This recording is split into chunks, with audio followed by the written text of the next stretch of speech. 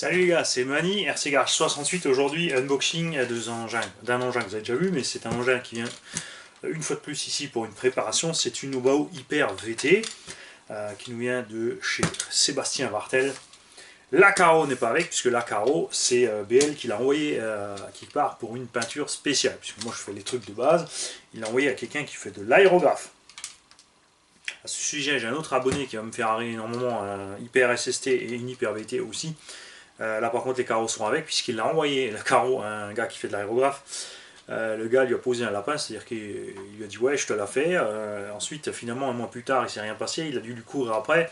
Et pour récupérer sa carreau, l'aérographeur en question voulait lui faire payer les frais de retour alors qu'il n'a fait ni en temps ni en heure la carrosserie promise. Ça c'est pas cool du tout, donc méfiez-vous à qui vous confiez votre matos. Ici, Tonton BL a prévu, c'est écrit oh, bah, oh. Et il m'a même mis côté à ouvrir. Bah ouais, pas couper la caisse en deux quand même. Alors, qu'est-ce qu'il m'a fait? Comment il m'a sauté ça? Ah, il m'a fait ça par devant. Allez, mollo, hein, s'il m'a dit d'ouvrir ici, c'est pas pour rien.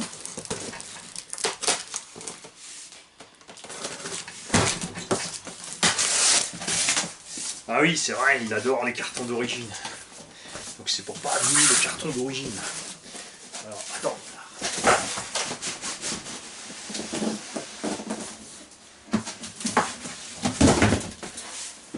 Voilà. Une jolie Obao Hyper VT qui va donc recevoir une modification des huiles et tout ce qui va dedans. Alors, fragile. Qu'est-ce que tu m'as mis dedans? Déjà, alors j'adore ce genre de coussin d'air, ça c'est vachement bien, parce que c'est idéal pour le rebelle, pour éviter de couler. Ça sent pas le saucisson. C'est une boule de papier. C'est une grande boule de papier. Une très grande et longue bouteille de papier. Ah, la mignonnette de Jack. Excellent. Merci tonton. Et là les abonnés disent ouais c'est pas un tonton parce que il t'envoie que des trucs à toi. Et ouais, c'est moi qui fais le boulot le mec. Bon, alors nous avons à bord de tout ceci un cadeau, un doublon de Noël signé Ludo. Alors, salut Mani, il me restait un bon d'achat chez MPR Déco dont je ne savais que faire. Je me suis permis de commander ça. Tu t'en sers ou tu le jettes, j'espère que je n'ai rien oublié dans le carton. Je t'ai confié mon nouveau jouet, niveau délai, je dirais 2 semaines si ça te va, merci. Ça veut dire, Mani, il faut se booster, en gros.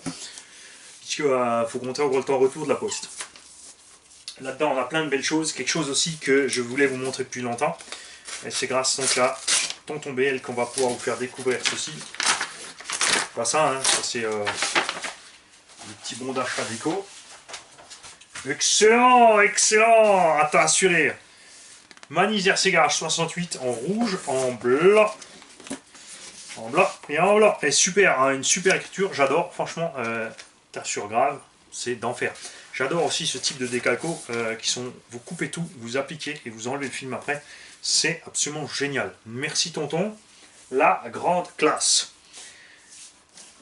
Ensuite, le petit cadeau, j'ai là, on est déjà à deux. T'aurais pas tendance à abuser les cadeaux, dis donc.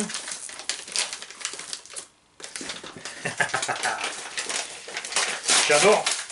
J'en ai une similaire, une petite dans la caisse de terrain. Parce que bon, j'ai emmené ma Bosch dans ma caisse de terrain. Vous savez, j'ai ma petite visseuse d'atelier ici, Bosch. J'ai exactement la même, simplement le vieux modèle sur le terrain, parce qu'elle refuse de mourir, elle a presque les 10 ans. J'avais une petite autre mini visseuse Bosch, mais qui est assez lente en fait, et qui a commencé tout doucement à ralentir avec le temps, parce que je m'en servais au boulot en fait pour démonter les tableaux de bord et autres. Et on a reçu une mini visseuse Black & Decker. Alors là, plus que merci, franchement c'est vraiment super sympa. C'est génial, c'est une taille un peu au-dessus de la petite Bosch. Même les petits embouts avec. Elle est bien silencieuse, 5 Nm maximum, donc c'est parfait pour le plastique.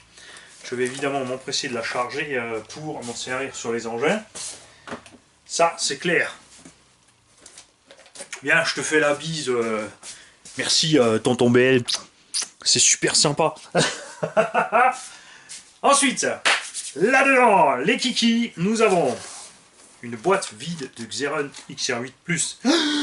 Le Vario a disparu. Que se passe-t-il? On a, en fait, l'ensemble déjà câblé, puisque ça, c'est un truc génial. C'est que Papa Martel, quand tu lui commandes un truc, tu vois, il a fait les soudures et les soudures ont été offertes. Regardez-moi ces belles soudures, elles sont vraiment nickel. Le câble aussi de très bonne qualité en 12 AVG, suffit large pour un moteur standard. On a donc ici, enfin je vous le présente, un moteur VS Line. Il y a des perforations en M3, M4. J'aime beaucoup le design assez simple, en noir et rouge comme ça. Des moteurs de toute évidence de grande qualité, beaucoup en sont contents. Ce que j'aime énormément aussi, c'est les KV. C'est un moteur en 42 par 74 et on a de choix entre plein de KV différents en fait. Moteur à capteur, ça va avec le XR8+ ici à capteur à merveille. On a droit, je crois, de 1600 jusqu'à 2000 kV et des brouettes.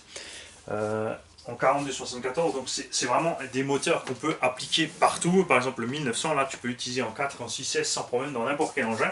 Puisque souvent en compétition, on recherche plus la souplesse que la brutalité. Nous, en bâche, on préfère un peu la brutalité. Mais c'est pas du tout le cas en compète. Sur circuit, il faut de la douceur pour mieux contrôler l'accélération et le véhicule. Ça, c'est donc le carton d'emballage du moteur VS Line. Simple et efficace, on aime beaucoup. Et je trouve ça génial, la façon dont Vartel s'implique dans tout ce petit monde de la RC. On a le câble du sensor avec, on va bien sûr le brancher entre le moteur et le Vario. Puisqu'il met quand même son nom sur une marque électronique, c'est Vartel Sébastien Line, il fait des moteurs, bientôt des Vario, il y a des LiPo, il y a bientôt des chargeurs. Je vous conseille d'aller voir Auto RC News, la chaîne. N'hésitez pas aussi à vous abonner, puisque eux, c'est des professionnels du journalisme. Ils présentent des choses que je ne présenterai pas ici. Ils sont plus aussi dans le monde de la compétition, ce que je ne suis pas. Ils font des petits tutos sympas aussi, c'est très bien fait. Évidemment, on n'a pas l'humour RC Garage 68, parce que c'est des pros et ils ne peuvent pas faire ce qu'ils veulent pour pas vexer certaines personnes. Ça, c'est la classe quand on est amateur, c'est qu'on fait ce qu'on veut. On a donc les petites fournitures qui vont avec cette VTS 1900 kV, donc ça ira très bien avec le pignon de 16 qui est fourni ici pour la piste. Un servo Savox 1258 TG, donc très rapide, 0,08 secondes.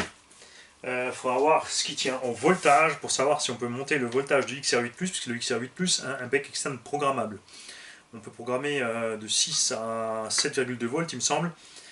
C'est que les deux choix, on ne peut pas faire plus. C'est ce que j'apprécie beaucoup sur les Castle Monster X, c'est qu'on peut choisir le bec au volt près, enfin au dixième de volt près, jusqu'à on ne sait où.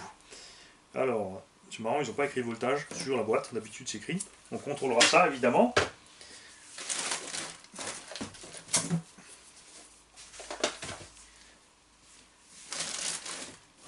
Donc la machine que vous avez déjà vue, si vous voulez la revoir en détail, je vous invite sur la chaîne c'est Jam. Simple, beau et efficace, c'est tout ce qu'on lui demande. Un peu d'alu, mais pas trop, là où il faut. Donc on a l'alu sur les tourelles, le châssis, support moteur, plaque avant, amortisseur et ça s'arrête là. Le reste en plastique, ça fait très bien le boulot. Inutile d'aller s'amuser à mettre trop d'alu partout, à droite, à gauche. Les renforts de carreaux sont en plastique de châssis, mais sont super bien foutus. C'est vraiment hyper efficace. Cet engin, donc, les diffs graissés, recevra donc de l'huile avant, centrale et arrière. On se mettra encore d'accord avec BL pour savoir exactement quoi. Les gommes d'origine qui sont pas terribles, mais ça suffit pour commencer à s'initier à la machine. Et il nous a pris une Sandva. Ça, c'est une radio que je ne connais pas du tout. Sandva MX-V. Alors, on va voir tout ce que cette petite Sandva a dans le ventre. C'est une simple vidéo d'unboxing. On fera donc les détails de tout ce matériel. Une fois qu'on l'aura assemblé et réglé, puisque pour les régler, forcément, je vais devoir me pencher sur le système. Les batteries sont fournies avec. Merci, Monsieur Vartel. Les récepteurs Sanva qui ont toujours des formes étranges. Alors, waterproof. Donc, il est carrément en un boîtier vissé avec un joint. Un truc de dingue. Et la radio, qui a un truc que j'adore, vous savez, les jantes blanches. Donc radio très simple, entrée de gamme. On a la même sensation, j'ai eu l'occasion d'avoir en main, et on vous la présentera encore sur la chaîne, une DX5 Spectrum.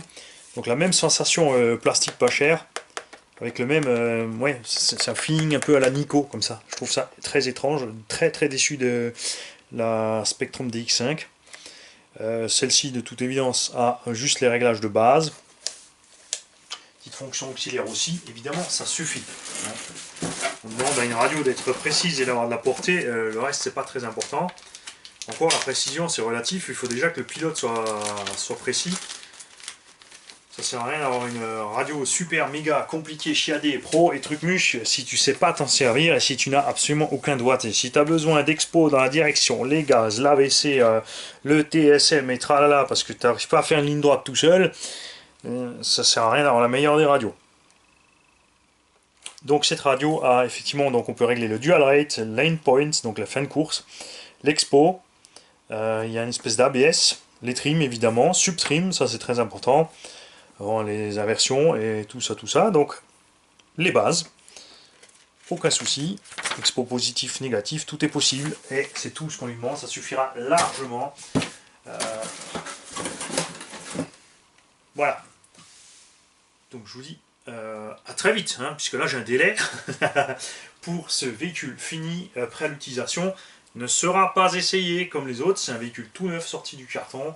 Il sera assemblé et réglé, enfin un réglage, un petit essai rapide bien sûr dans l'atelier, voir si ça va bien droit, si tout fonctionne, accélération statique, pour voir si on n'a pas de vibration ou que ce soit du bas, et que tous les diffs soient bien crémeux, et ça s'arrête là, et ensuite la prochaine étape, j'espère avoir des photos de BL du véhicule fini avec sa carrosserie, qu'on mettra dans une vidéo pour vous présenter sa carrosserie. Je suis curieux de voir ce qui nous prépare. Salut les gars.